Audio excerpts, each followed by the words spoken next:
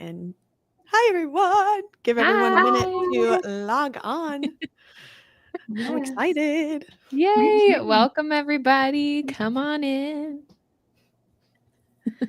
The water's great. It's great. The books water's are excellent. better. Krista's here. Hi, Krista. Hi, everybody. And Alyssa and Anne. Shannon. Hi, guys. We're all like chatting in our Discord, being like, guys, it's about to happen. And now they're over here like, the day has finally come. Can you see Can you see all the comments there, Jade, too? I can, yeah. Just want to make sure. So many popping up. Hello.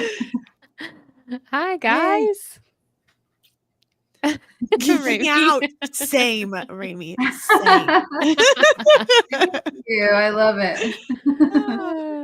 We're super excited. It's so fun. Hey. Stephanie. This is wild. I'm so excited. Me too. Thanks for just like answering my random DM that one day. Yeah, absolutely. I'm just so grateful for all of you. It's such a wonderful experience. So yeah, thank you for having me. So fun. I'm so glad that I reread this book too, because I read it after Lauren peer pressured me into reading it. Like a good peer pressure. That was in May. It was only a couple months ago. It wasn't that long. Yeah, that's not long. Yeah, but then I was thinking like I posted the little cheat sheet thing this morning. But I was thinking like that'd be so fun to make for like, for book club, and I started looking up some of the terms and stuff. And I was like, oh my gosh, there's so much world building in this book that I had completely forgotten from the first read. I was like, that's a lot of work. Like, I was like, this is a great cheat sheet. I was like, that was a ton of work. It was really well done. So thanks for that effort. Oh, thank you. I'm always nervous I'm going to like get something wrong. And then no, you did a wonderful job. I was very impressed. Amazing. On her first read, she got lost in the wonderfulness that is the men. I did. I got lost in the forgot the rest of the books. I really forgot everything. Existed. I get that. I totally get that. But then, I was reading back through thinking like, oh, this is like pretty straightforward. Great. But there really is so much. And I feel like you do such a great job of like weaving it all into the story so naturally that it's just, you have all this information by the time you're at the end and it doesn't feel like a huge info dump. But it was kind of fun to like go back through and find it all. That's an amazing compliment. I really appreciate that. That's definitely the goal. We definitely don't want to info dump. So it's like definitely a goal not to do that. As an avid reader, I'm like, I don't want to do that. Anne said the guys make it easy to lose focus on the world building. Yes, absolutely. Sometimes, no, I get it. Sometimes it's okay to get lost and be like, this works. Whatever's happening works.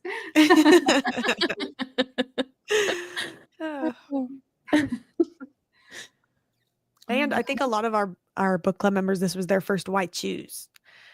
So that was fun for some of them. And I have said too a lot that I feel like this is a really good introduction to that genre as well, since it's not like all of them chapter 2.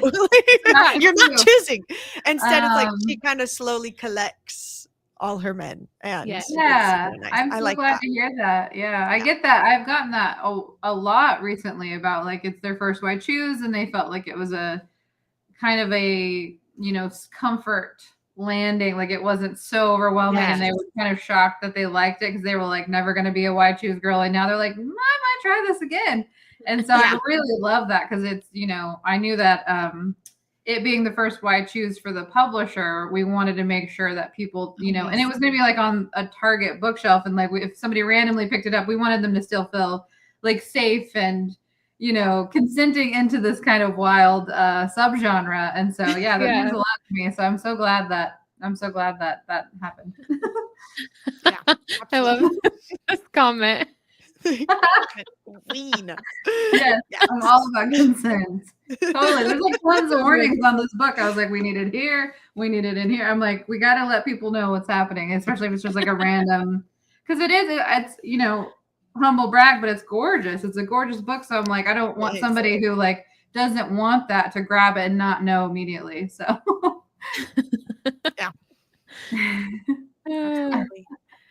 Oh my gosh. Well, we ready to kick off for real? Yeah, let's do it.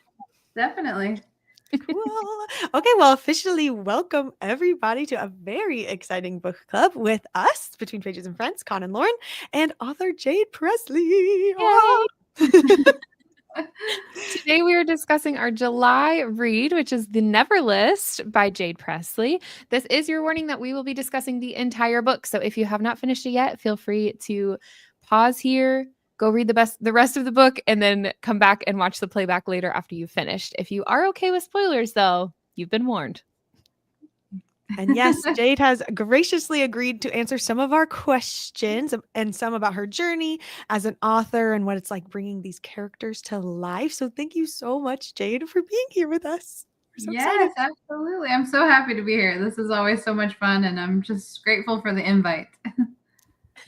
So fun. I'm so excited. So before we started with the questions for Jade, we thought it might be nice to tell you who we are. So I'm Con. This is my long distance best friend, Lauren. We met in college.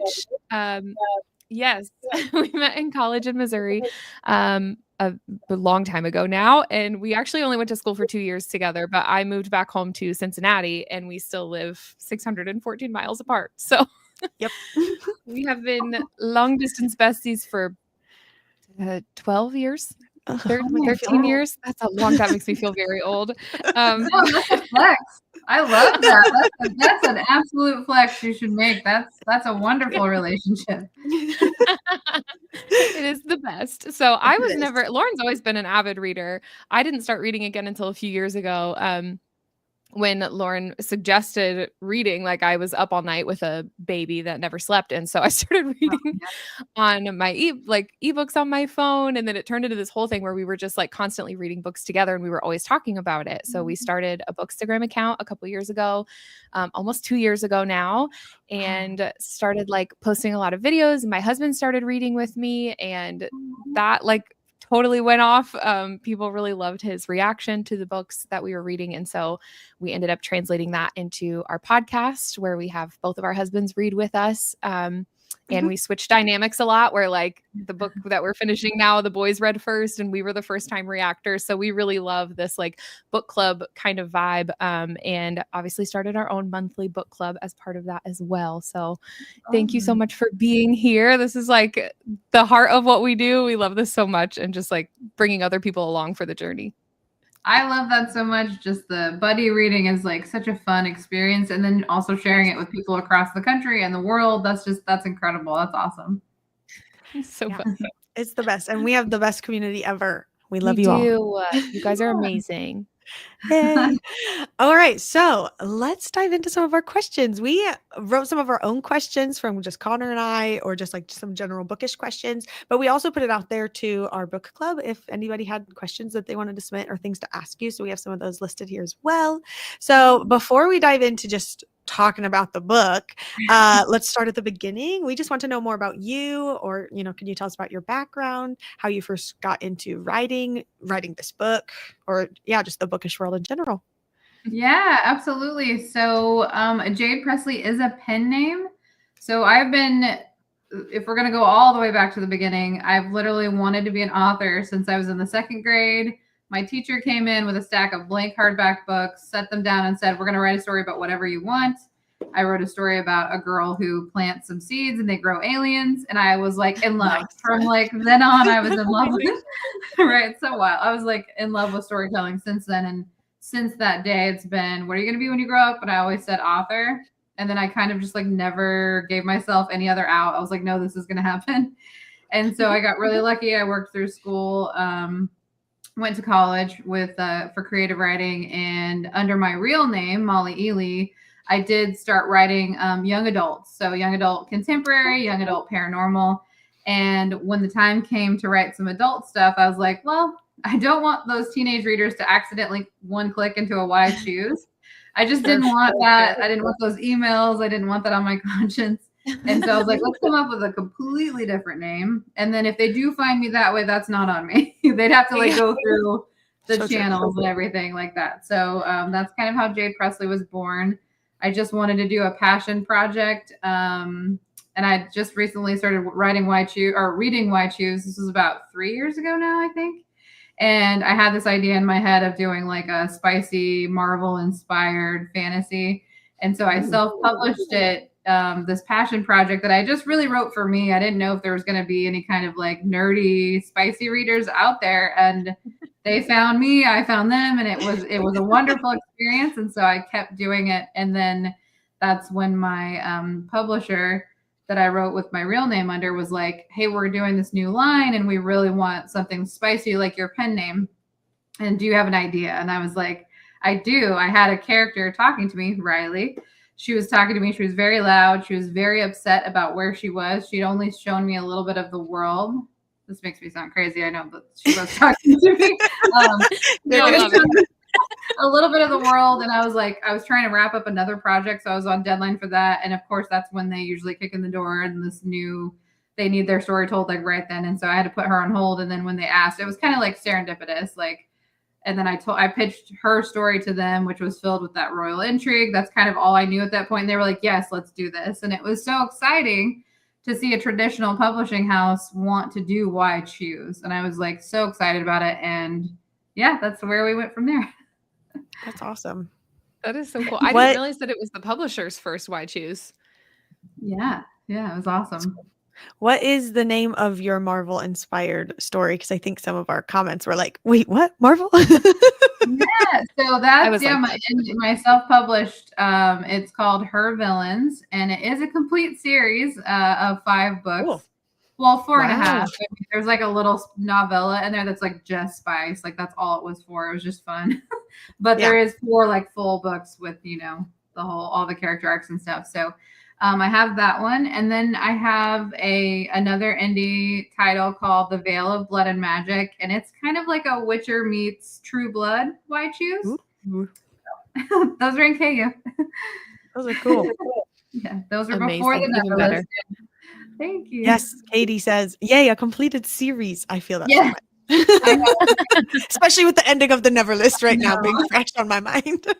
I know. I'm sorry. That's okay. It's the process. It's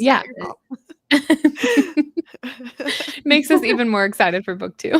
Oh, absolutely.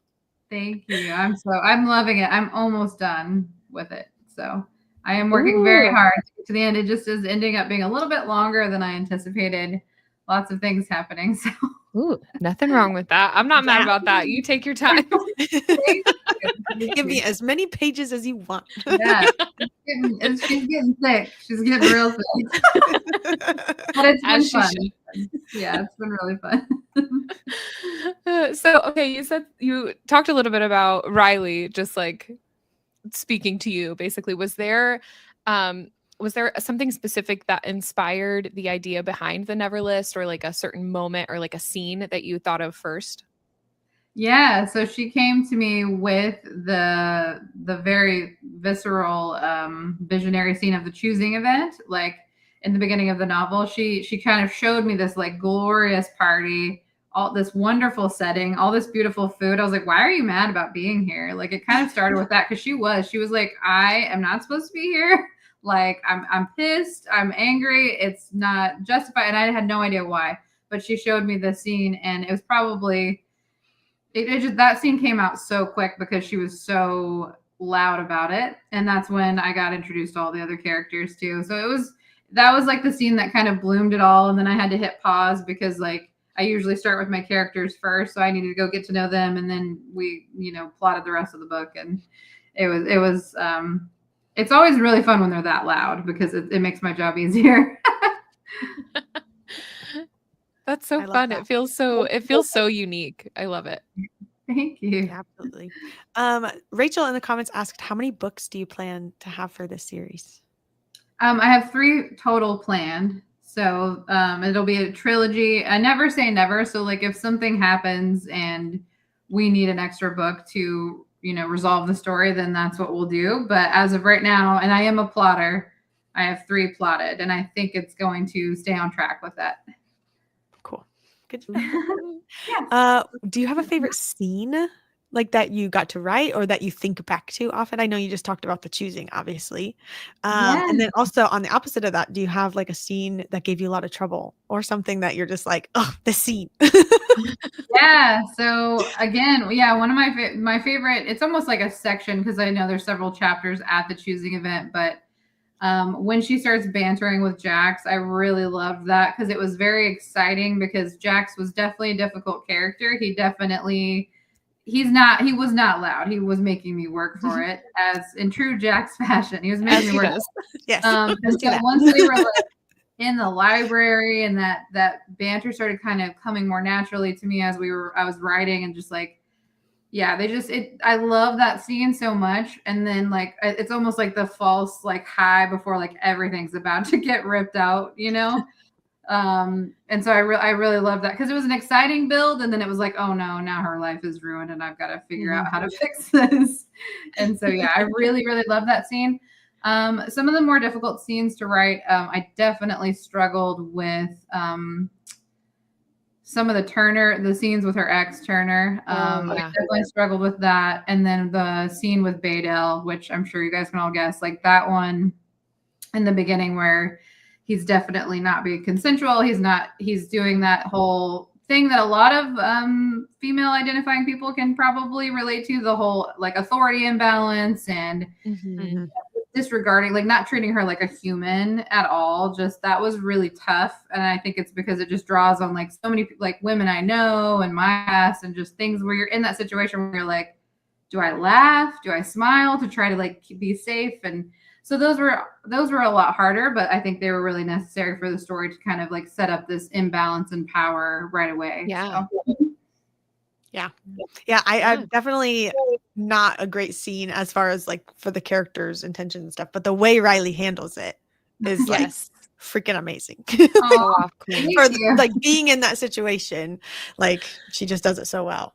I love her. I wish I could be more like her. Like I just love her. She's like she's very feisty and very like comfortable in her own skin. And at that point, she's like, "What else do I have to lose?" Like, no, it's not happening today. Because she played that game too long with Turner when she had more at stake, with her sister being present in her life. So I think she got to a point where she was like, "I'm done. I've got nothing left." Which I think we've, unfortunately, a lot of us have been there in that situation before. So.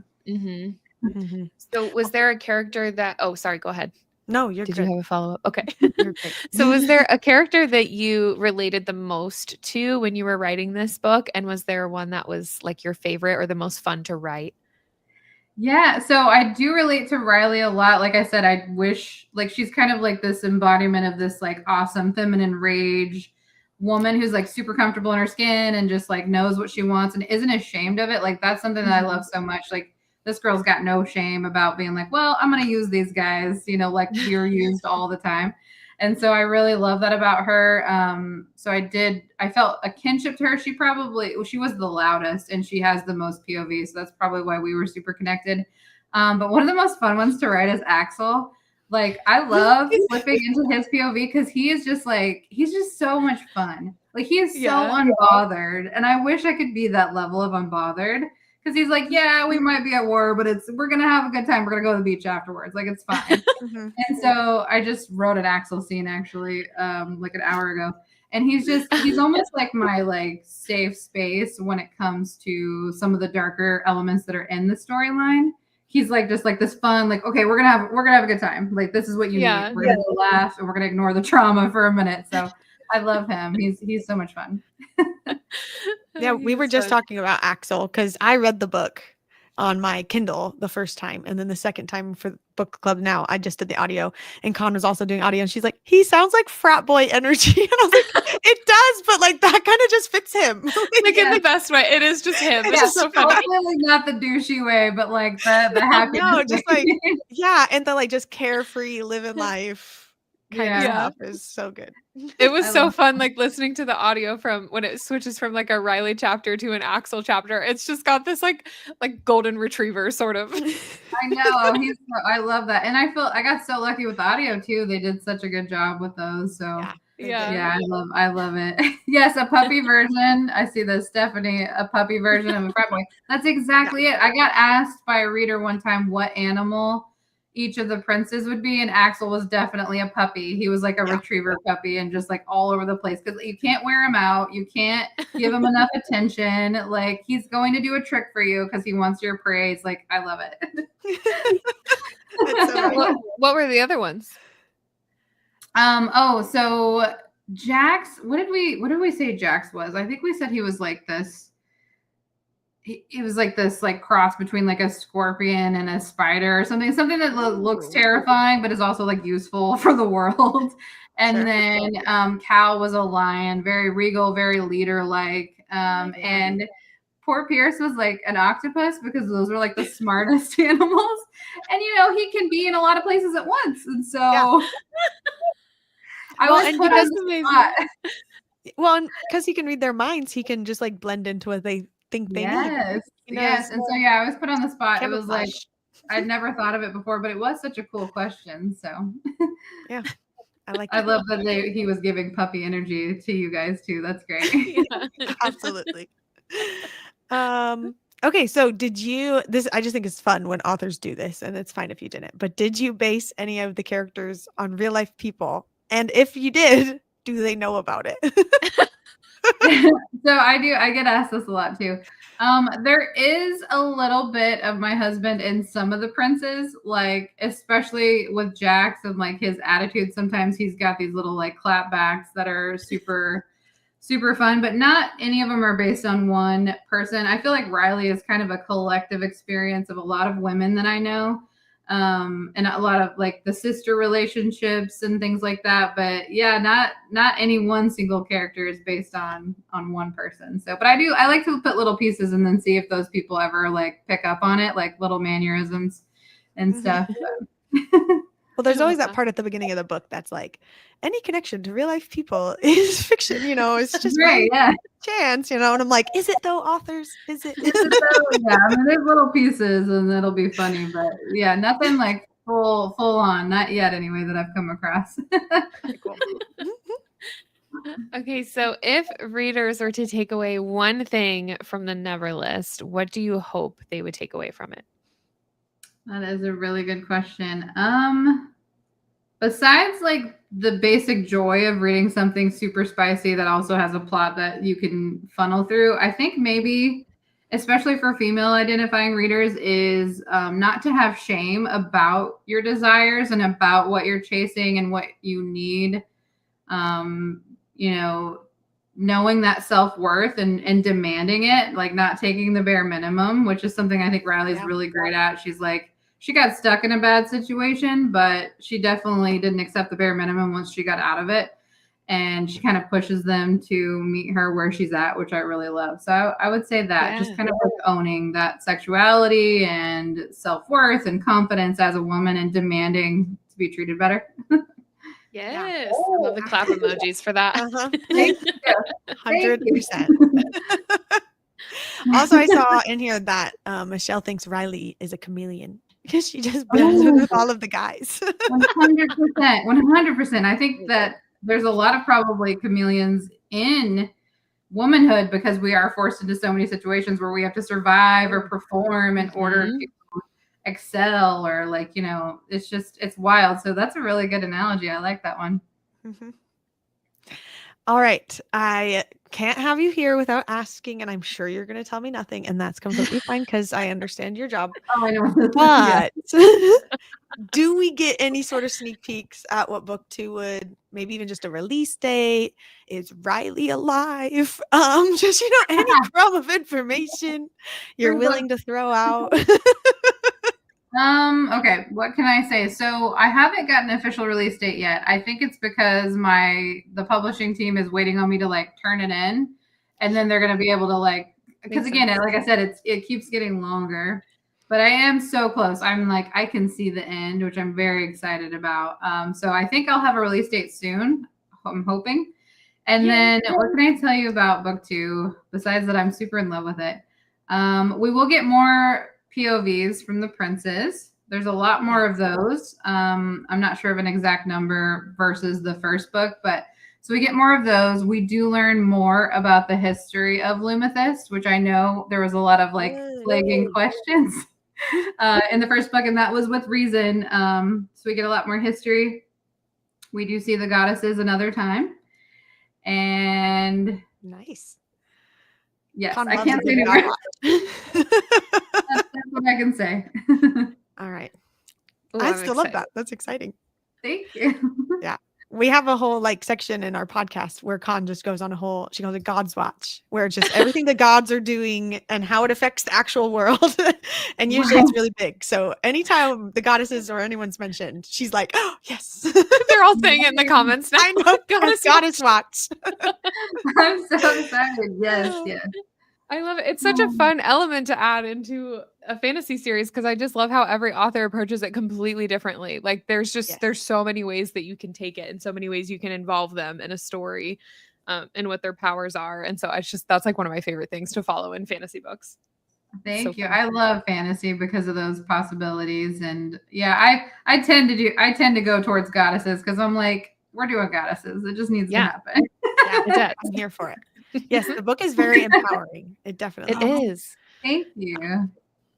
Well, we have tried to answer the questions in the comments as best we can. And we also, like I said, opened it beforehand for anyone to submit some questions. But we also got a couple statements in here. So this is from our book club. So the first one is from Marley. Connor, you want to read it? Sure. So Marley asked, she said, would love to see more character/fan art if you've gotten any. I couldn't find any besides the pic of the 4 princes in the deluxe edition of the book when looking. Me either. I would definitely. Oh no! I look too. I have commissioned some, and I'm in the process of getting them, but I can't release them yet because I don't have them. But I have commissioned a set that I'm very excited about. But yeah, so far I haven't tracked any down either. As much as I don't know if it's because the Gabrielle Ragusi did so good at the character art and the end papers, which she did. She really nailed it, and I'm so grateful for that. But yeah, I haven't seen a lot either, so I'm waiting on that too. Amazing. Okay, so we need to get some people on that. And the follow-up question was who did the artwork for the deluxe edition, and is that how you envision the characters, which you just answered? Is it Gabrielle Ragusi? Is that what you said? Mm-hmm. Yeah, she did a fantastic job, and it's always hard because I never want to say like, yes, that's exactly how it is, because I want the readers to be able to envision anybody that they get from the book. So it's why I don't normally like doing fan casts either, because I'm always worried I'll pick somebody that, sometimes people just give you the ick for no reason. And I'm like, I don't want to pick that one person and then that one reader doesn't like that actor or whatever. So I normally don't do fan casts either for that. So, but yeah, she did it. She did do a great job. And I was like blown away when I saw it. This comment from Ashley about that is so funny. I had to hold back my initial reaction. I love that. That's awesome. All right, the next one is from our friend Kayla. This is Raquel Reads. She said, we've already covered, we actually, I had written all our questions and then I went and looked at theirs and I was like, oh, we've covered a lot of her questions in here. But one we didn't was she asked, who is an author or maybe some other authors that most inspire you? Oh, that is such a good question. And it's always so hard too, because there's so many amazing authors out there. I would say one of my one click, all I can see is title coming soon and here's the pre-order link is Katie Robert. I will obviously one click anything she does. We love Katie Robert. Oh gosh, I think she's just so amazing and talented.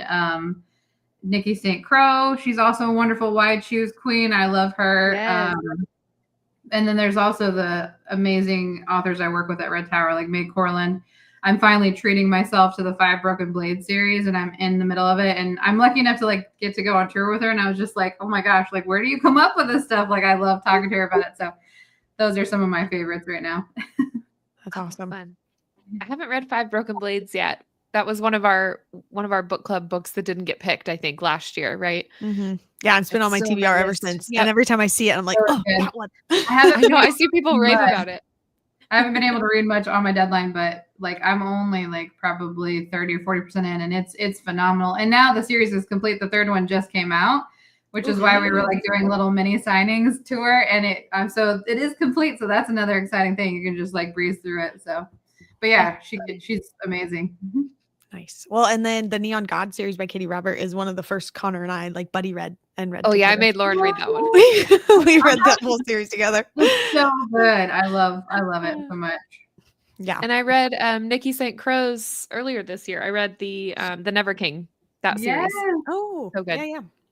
That's a fun Why Choose. I love that one. It's and then so fun, one of my first Why Choose was Katie Roberts' Court of the Vampire Queen.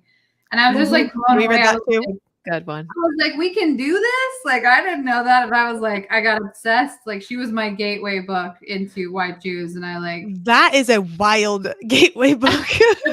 That's like page 2, my friend. I know. I loved it so much. I was like, get it. Because I'd already loved Katie Roberts. So I was like, get it, girl. And she just does it so well.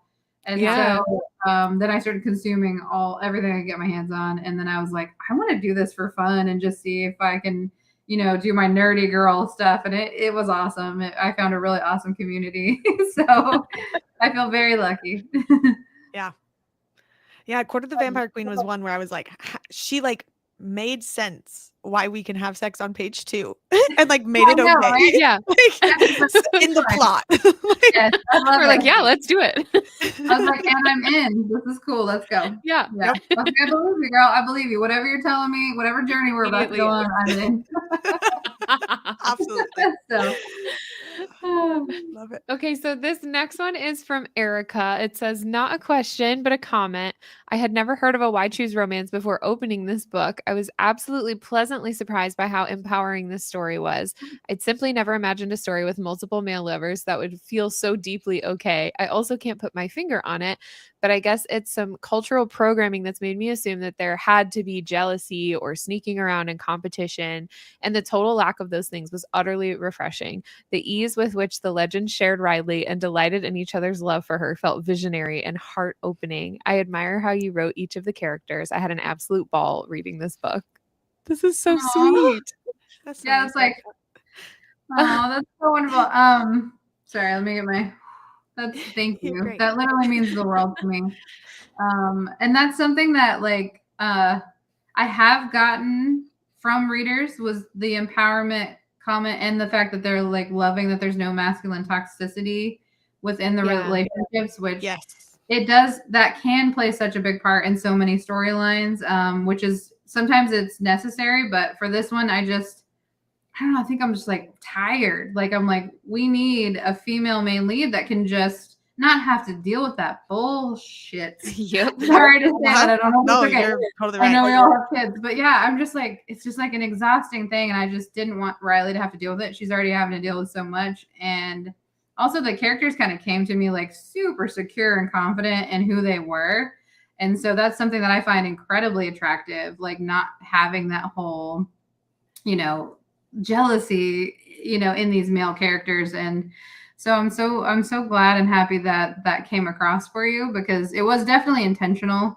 Because I think that, sometimes we just need to slip into a very female empowering fantasy that we don't have to work for that much. Like there's external stuff we're working for, but like not, because it's like we get enough of that in our own lives, and so that makes me so proud, because sometimes the Why Choose genre can just be kind of cast off as like, this is nothing with spice. And if it was, who cares? Like if it's your bag, go get it. You know what I mean? Yeah. But like the fact that like I've been getting a lot of DMs of women just feeling very empowered. And even some of them told me they got out of like crappy relationships after reading it just because they felt so inspired by Riley. Sorry. It's a wonderful thing when a lot of people are like, oh, you read Why Choose, it's so gross. It's like, well, if it's not your thing, no worries. But if you do get something so solid from it and maybe a little more self-worth, then I find that so worth it. So thank you so much for saying that. That's amazing. Well, and even just having Turner at the beginning being that horrible person helps show like how amazing the princes are for her and like just in general. And so you still have that, but not like as a focus, and it's still reality, but not in your face about it the whole time. And yeah, right. so good. And it's funny because like the princes, they really do. I mean, yeah, they have their powers and they're sexy and everything, but it's like the little things they do that I feel like connects Riley so much. Like, you know, one notices she needs to eat and he gets her food. It's like really simple stuff. Or like, oh, you haven't had your coffee today. Let me go get it. Or man, you look exhausted. Let me run you a bath. It's like little stuff that is not fantasy. It's not a high expectation that regular men can't meet. It's actually the little things that I feel become the sexiest. And so that's what I always find funny when like men are like, there's no way we can't have sex in the sky. It's like, well, yeah, but you could run her a bath and get her a coffee. You know, Yeah. probably the same kind of nirvana. Like it's wild to me. So yeah. Yeah, the whole night with Pierce where they and then end up being like 2 weeks for them without like any intimacy. Like that I love almost more than any of the other parts because he's just like, yeah, he just takes care of her and it's so sweet. And they have like such a heart-to-heart pillow talk. Like I just love that part. I love that too. I love Pierce so much and like he needed that emotional connection so desperately because he can't trust a lot of people. And yeah, like they play games and have intellectual conversations and eat snacks. It's like it's not super rocket science. That's what I love about it. It's so funny. All right, this next one is from Krista. She said, "Hi Jade. First off, thank you so much for taking the time to hang out with all of us and answering our questions. What is your writing process and what was your experience like to being published? Do you have any tips and or recommendations for aspiring writers? She loved this book and is looking forward to book 2. Thanks again." Oh, thank you. Yeah, I love this question so much. We always get it when we're on panels and things. And I love because all my author friends have different answers. Like all of our processes are so different. And so I've only been further confirmed as a super nerd because I'll use Excel documents and like spreadsheets and formulas, which again, I don't like math, but I apply this to my writing. So yeah, I'm a planner, plotter. I wish I could just sit at the keyboard and create something. It gives me relief to know I have a full plan. And so normally I'll start with characters first. I will spend weeks with them, sometimes a month or more, sketching them out and making almost like dating profiles where it's like I learn all these like nuanced facts about them that most of the time don't make it into the book, but like I'll have them in scenarios just to understand like how they're going to respond in like a crowd versus an intimate setting versus like how they take their coffee, what they smell like, what music they listen to, what annoys them, that kind of thing. And once I have a good grasp on them and their voices, then I sit down and I plot chapter by chapter for the entire book. And I'll have like a little, like whose point of view we're in, and then like what is the vibe of the scene, what's happening, what's taking place. And that way, when I wake up on some days where I just am like not as creative as I would like to be, I end up going, well, past you was creative, so we're going to try to get there. And so I'm a super nerd, which again, for all the aspiring writers, if there are any in the audience, you don't have to do that. That's because I know so that can sound very like, oh my gosh, that's overwhelming. To some of my author friends cannot write an outline to save their life, and that's perfectly okay. I think the most important advice I can give you, and that I've collected from author friends who've answered the same question, is you can't work on what you don't have. So you can't edit words that are not already on the paper. So basically, it would be sit down and write, even if that's only 200 words a day or a page a day, something that you can handle and that's not going to overwhelm you, and then write it just for yourself. That first draft is always messy. Our first drafts are messy. There's nobody that's an exception to that. And so you can always fix something later, but just write it for you.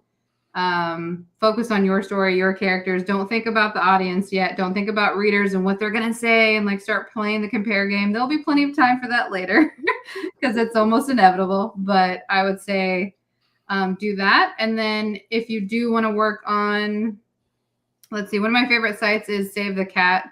It has a lot of free resources for aspiring writers. And it kind of shows you kind of how to like work on your pacing and your plotting and things like that. And it's got good free resources, which I like.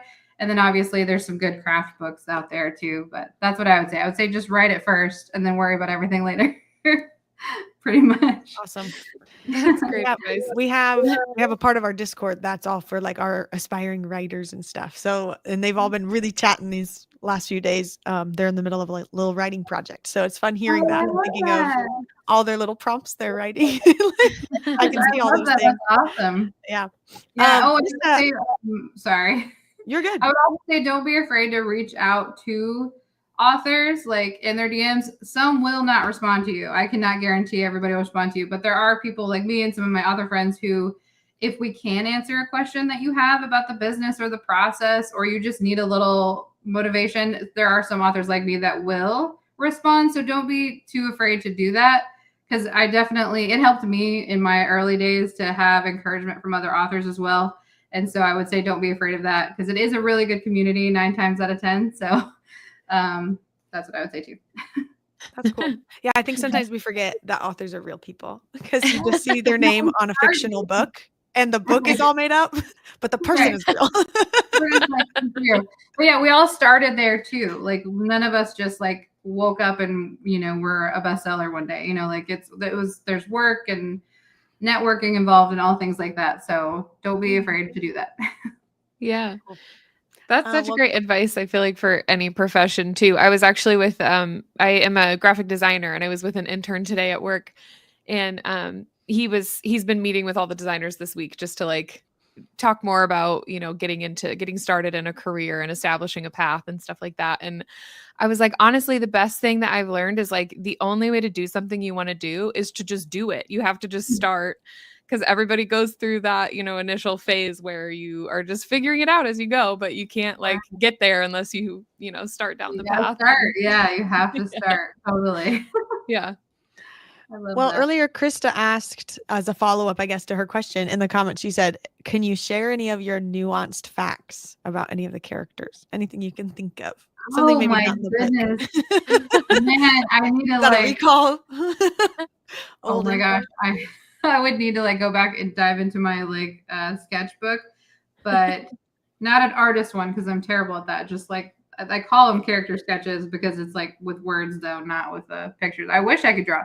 I would say something that we don't know about Jax, we will learn about Jax, is he is a sucker for like the underdog and animals and things like that. Like you wouldn't expect this like nightmare to be like a kind of a soft spot for strays.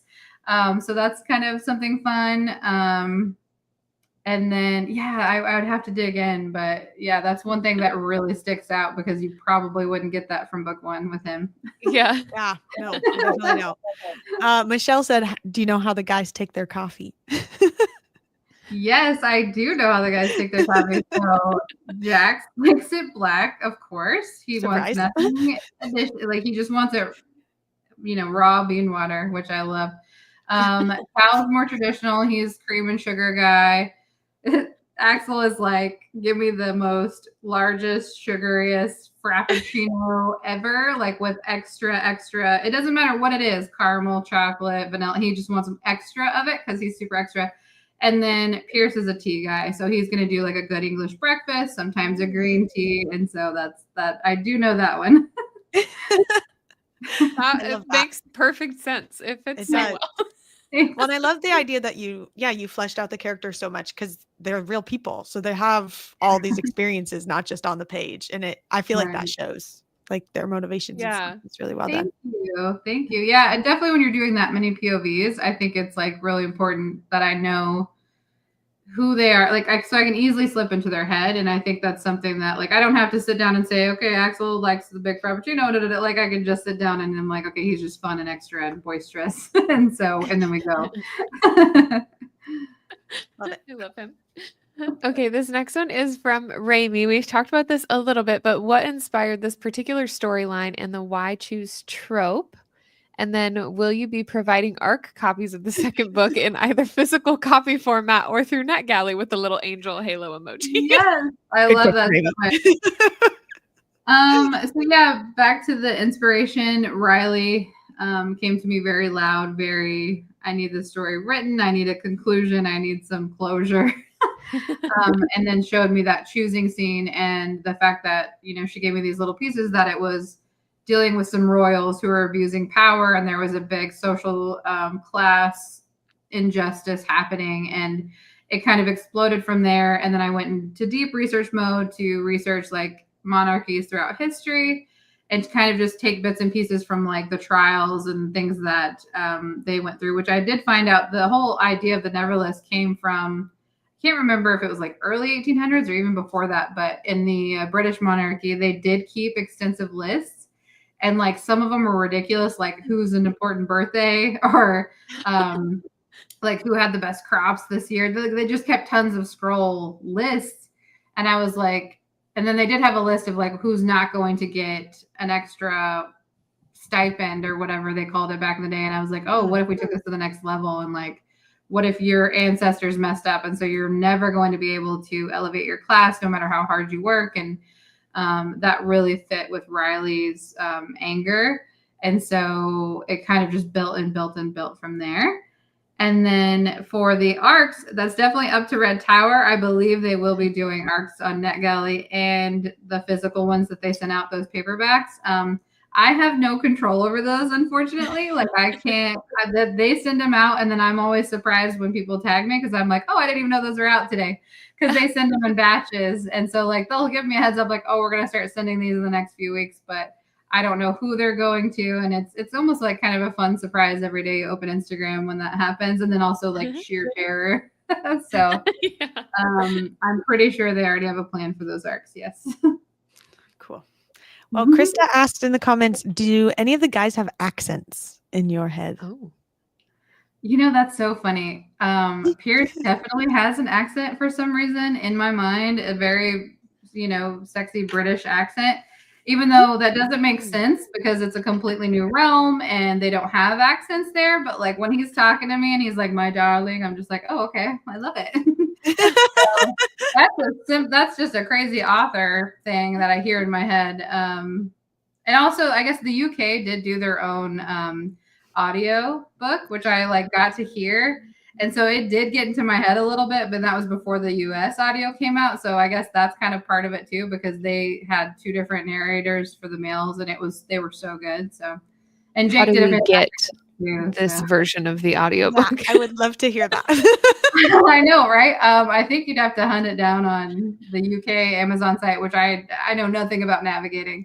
Yeah. But they do have it, and I was gonna do a quick little search here. I was blown away by it. I was like, oh my gosh. Oh, I love that. So, and then Anne in the comments wants to confirm or deny if the Velomage is like a motorcycle type vehicle, because that's what she was picturing and thinks it's super hot if all the guys were riding motorcycles. Yes, it 100% is, but like make it fantasy. Yeah. That's kind of what I was doing. I was like, okay, I didn't want a horse because there was horse-drawn carriages. I wanted something magical, and I'm like, how can we magic this up? And that's that. It is inspired by a motorcycle, and then we twist it to fantasy. Oh, I like that. So yeah, thank you. I love those. Those are fun to play with. Nice. All right. So from Laura, she says, hi, I'm interested in knowing why Jax seems to be a bit more special to Riley than the others. Riley says that she loves them all the same, but then Jax has more chapters, / is the last one she visits, / is the one who chose her and she danced with, and so on. So parentheses, don't get me wrong, I love Jax. I was just wondering what's behind the special standing with her and if it's something you intended. Or even if you're allowed to tell us at that point, because maybe it's in book 2, is what she says. Yeah, so this is actually amazing to me because I've actually had this brought up to me before. And literally I had a reader like wanting to fight me, but like, no, there's more going on. And it's so great. And I love it because I feel like it makes him a very relatable and connected character to the readers who are connecting with him. He has more POVs because he is the one who chose her and then is struggling with the fact that, who he is. He's terrified of, there's so many things that go into his backstory that I can't get into, but he's so terrified of losing, what he loves. Like he's always had things taken away from him. And so also when choosing the point of view, I do try to pick the character who has the most emotion at stake, because usually that is the one that you need to see as a reader to really understand what's going on inside their head. And so that is why he does have more chapters. And it is hard because she does love them all equally, but he does make her work a lot harder than the other guys. I mean, like Cal was like, I love you immediately. Like, that's just who he is. And so he didn't really make her work for it. Axel either. Like, they were like, let's go, girl. But then Pierce and Jackson were a little harder, but I think it's because of their backgrounds that we get more side of in book 2. But like, they just have this like distrust, and so that is why there are more chapters with him. And it is hard. It's just he needed more. He needed more words on the page. He needed more space. And so I wasn't trying to mislead anybody to be like, oh no, he's double fated, mate. You know, like I wasn't trying to do that. But it just kind of their interaction, like he just made her work for it so much, and he continues to make her work for it. So I think that's just who he is.